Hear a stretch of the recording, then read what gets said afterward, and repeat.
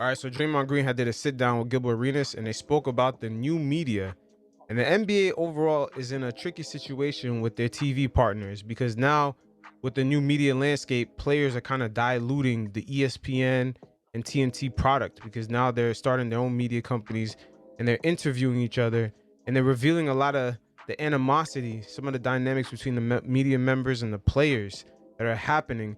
And the players now have a medium to kind of circumvent getting that one-on-one ESPN interview, and they can actually give their sides to the story. But Draymond Green and Gilbert Arenas, is interesting that they spoke to each other on the new media. You guys check it out, and every once in a while, I'll check in. And what I decided was like, this is like new media. Yeah.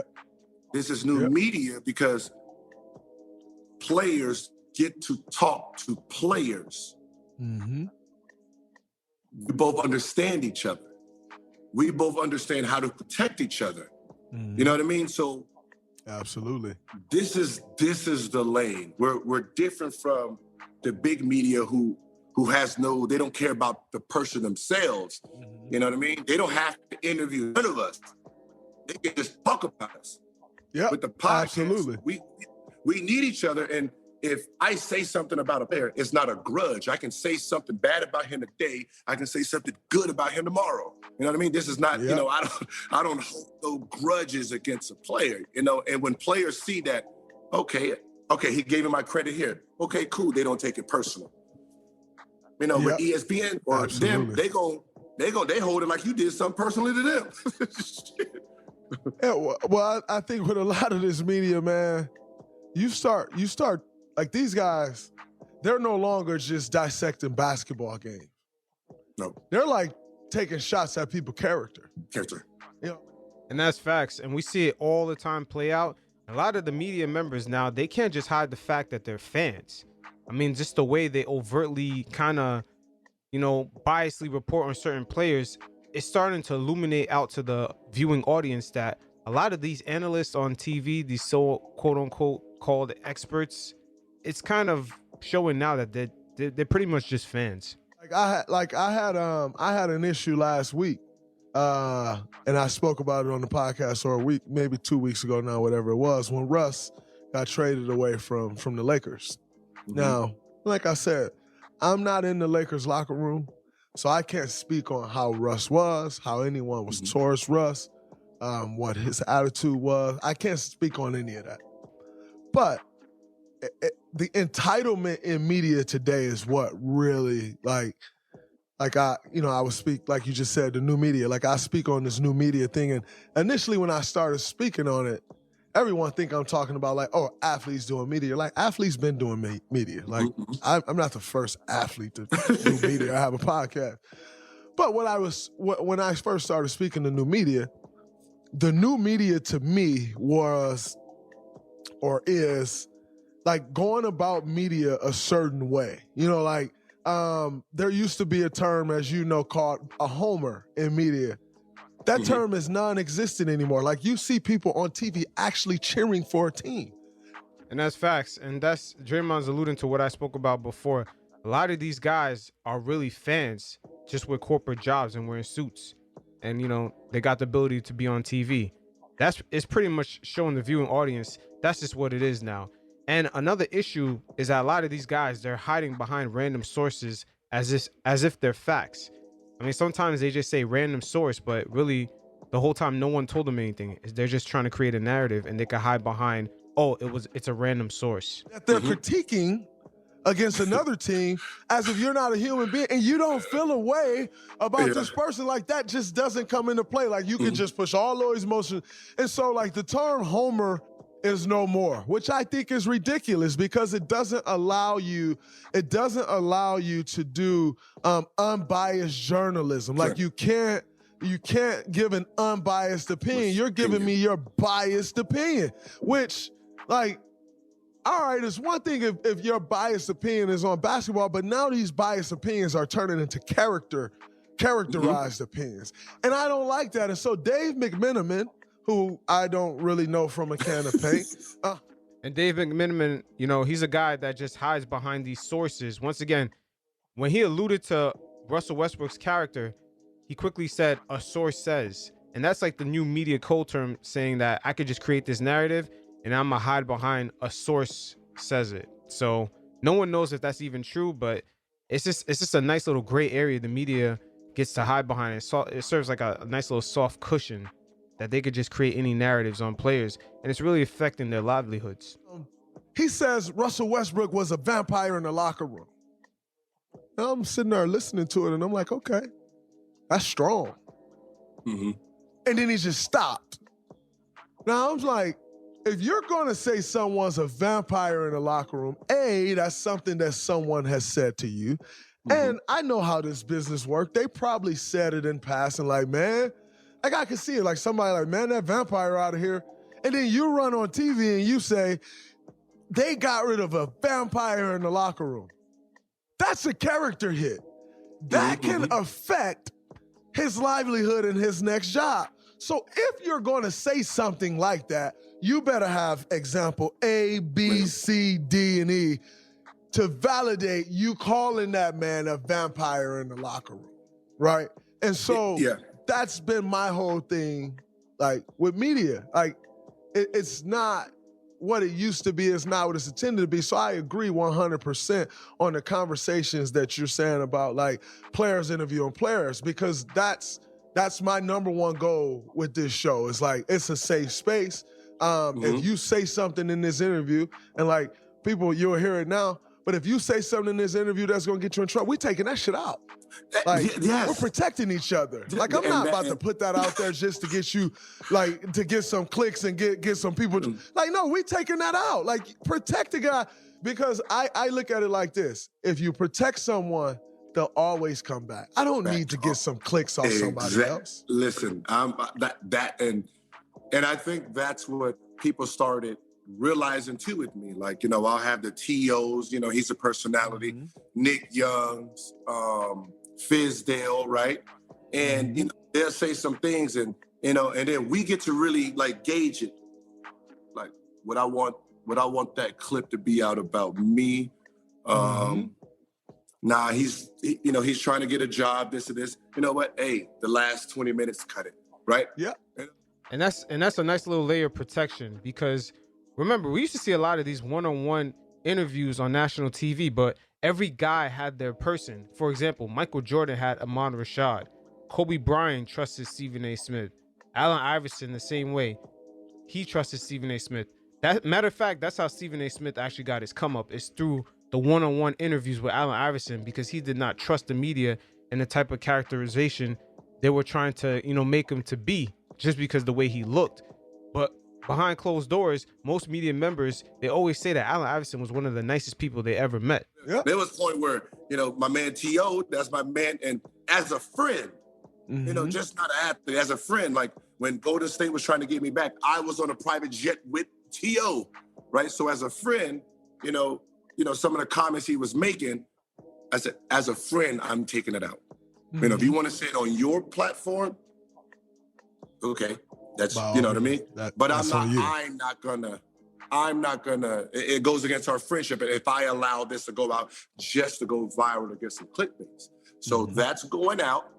We keep our friendship. I come on your show, you come on my show, and that's what athletes are doing. And I think that's what the media, the old media, is not really understanding. The athletes, we don't fuck with y'all like that.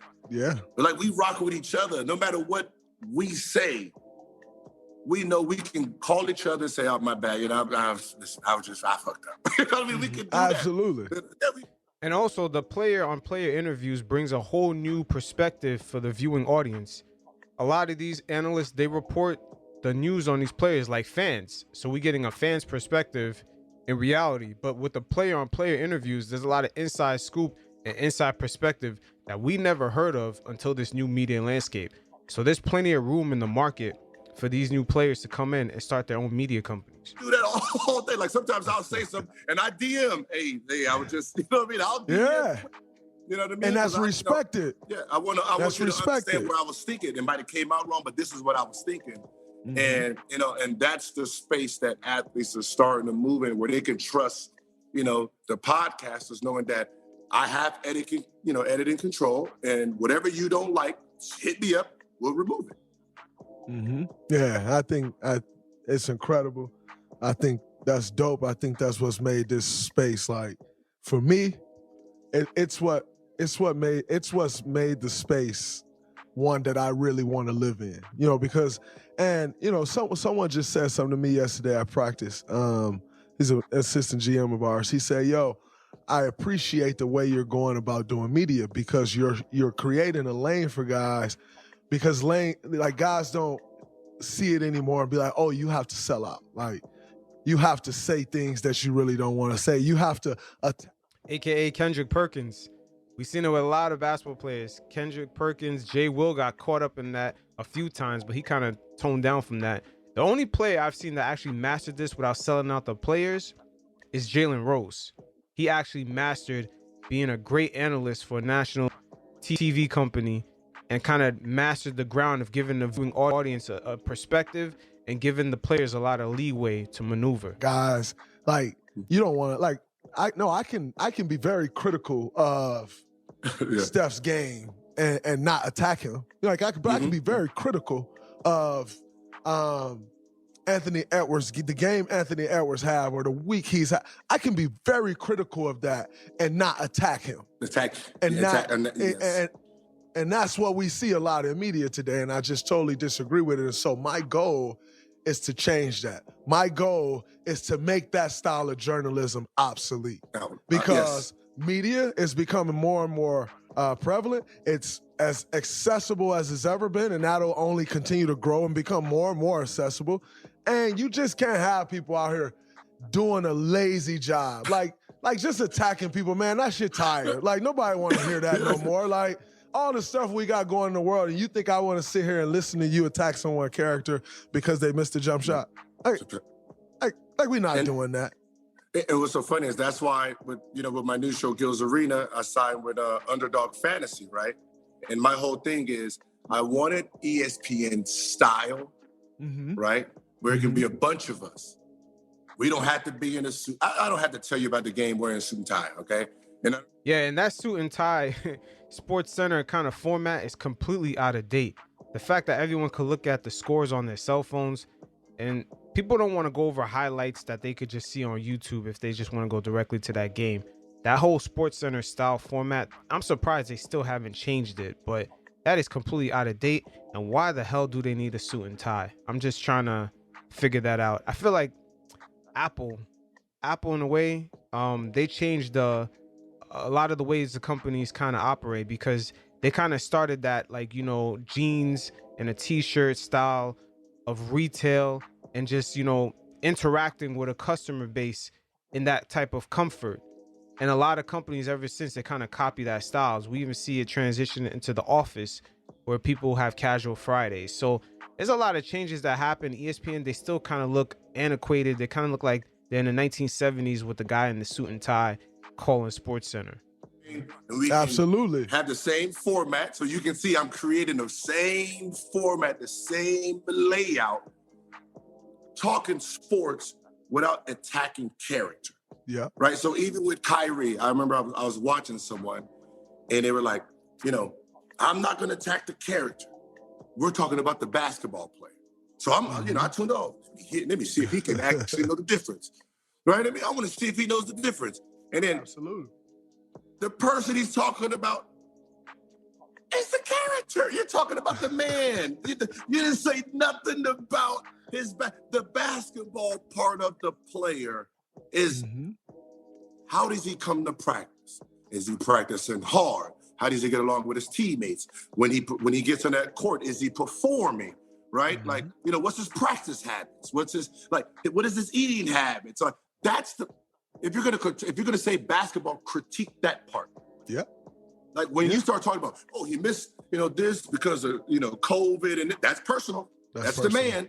Yeah. That's the man. I want to know when he's between those lines, when you're talking about basketball, what is he doing? That's all I care about. I don't, the man part, that can figure itself out. I'm judging this man part right here. And a lot of the times, the reason why they're judging the character, because it has an overall effect on the narratives that they're trying to create. See, a lot of these analysts, they've been doing so much arguments They want to be right all the time. So if a player does something where it kind of debunks his narrative down the line, they're gonna actually hate that player. So it's almost like you're watching these analysts kind of cheer for certain outcomes just so they can be right in front of the viewing audience and be like, hey, remember I made that statement, I predicted this. So a lot of it comes from that. We kind of see it play out with the whole Kevin Durant leaving Oklahoma City. A lot of the media members, before then, they kind of hold on to the trope that LeBron was going to be the greatest of all time. But then when Kevin Durant went to the Warriors, it kind of brought that back down a little bit because it blocked LeBron from winning multiple championships.